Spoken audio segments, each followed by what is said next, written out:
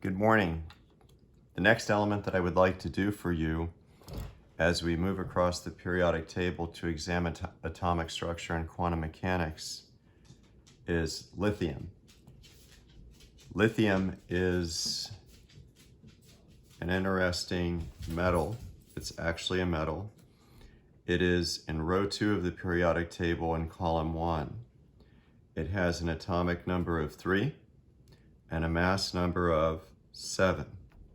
We refer to this by its mass number, so we will refer to lithium as lithium-7. And it is one of the alkali metals. It's the first metal in the alkali metal family. 3 represents the Z value, which is also known as the atomic number, which in this case and in all cases is equal to the number of the protons present in the nucleus, which also equals the number of electrons surrounding the nucleus, and in this case that number is 3. Once again, the number of protons and electrons in an atom is the same in a neutral atom. 7 is what we affectionately refer to as the A value, which represents the mass number, which is equal to the sum of the protons plus the number of neutrons, a neutral particle that is present in the nucleus. As we've already stated, in this case there are 3 protons, and once again, if we want to determine the number of neutrons, if you subtract the atomic number from the mass number, that gives you the number of neutrons, which in this case is 4. So 3 plus 4 is equal to 7. So lithium is present in row 2 of the periodic table because it has enough electrons to start filling the second energy level. It's also referred to as being in period 2 because as you move across row 2 or period 2, the properties of the elements vary in a periodic way. It's strategically positioned in column 1, which is also known as group 1A, because it's got 1 valence electron in its highest occupied energy level. And we say that it's a member of the alkali metal family. And the alkali metals, which include lithium, sodium, potassium, rubidium, cesium, and francium, all have one thing in common. They all react vigorously with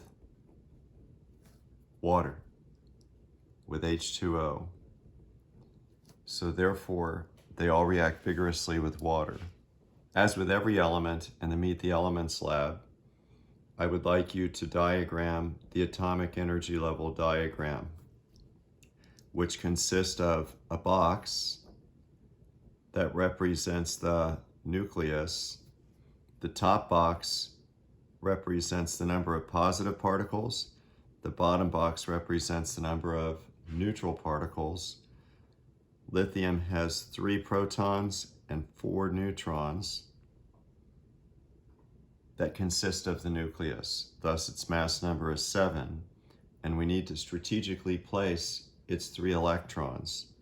The first 2 electrons, by quantum mechanics, are placed on the first energy level, which is known as the n equals 1 or K shell.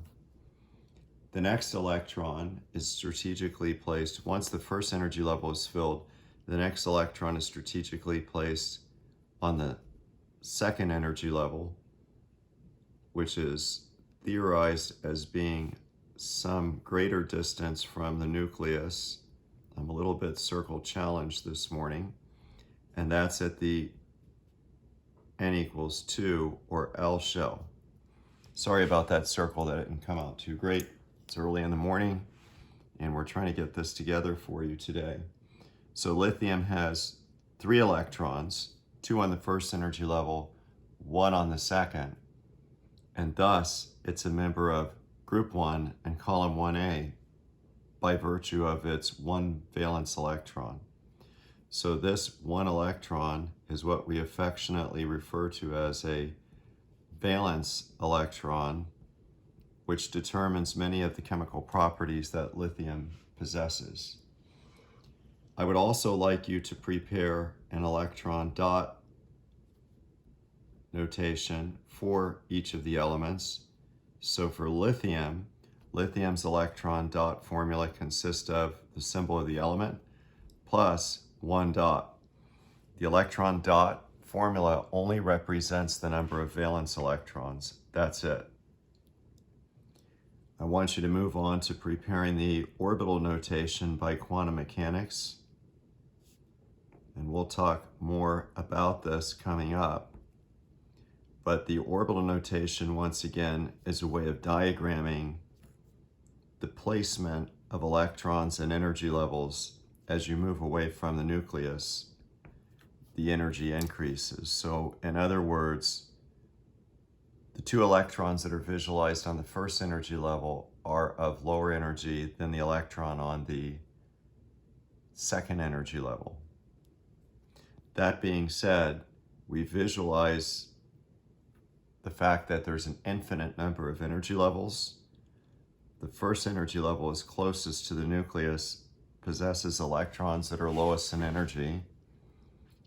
We visualize the first energy level as having just an S subshell, which contains 2 electrons of opposite spin.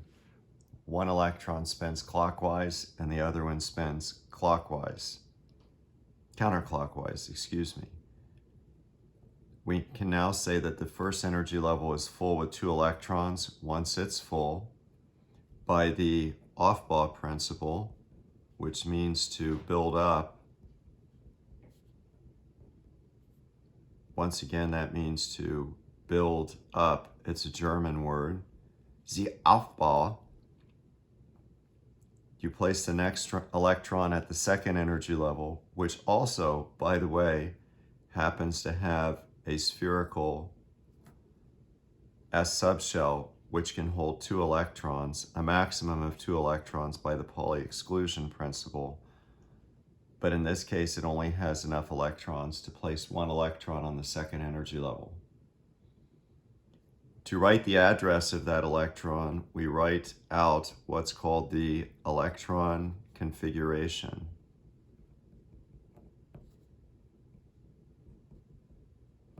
And we would describe the electron configuration of lithium as saying there's 1 electron and an S sublevel on the second energy level, and there are 2 electrons and an S sublevel on the first energy level. So we'd simply write the electron configuration as 1s2, 2s1. And you can see that when you total up the superscripts sum to the atomic number, interestingly enough. By the way, we could use shorthand notation with this. You could also technically write this as helium, because 1s2 is the configuration of helium, and simply add 2s1. So when you look at lithium, it's a member of group 1, column 1, and the alkali metals because it's got 1 valence electron in its highest occupied energy level. There is another diagram that I would like you to write out, which is the Cartesian coordinate diagram.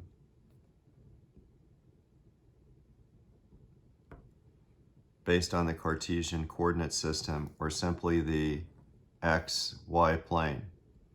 You'll see what this is about as we keep moving throughout the periodic table. There's your x-axis, there's your y-axis. Again, the vertex is visualized as being the nucleus, which is surrounded by the first energy level which has 2 electrons on it, and you notice I always place those 2 to the right. Actually, they can be anywhere within that region of space, but for the purposes of modeling and being consistent, we're going to always place those first 2 electrons for every element on the right side. Then it has 1 electron on the second energy level, and thus that is your Cartesian coordinate diagram for lithium. So lithium is a metal that's strategically positioned in row 2, column 1 of the periodic table, and it's a member of the alkali metal family, all of which react vigorously with water.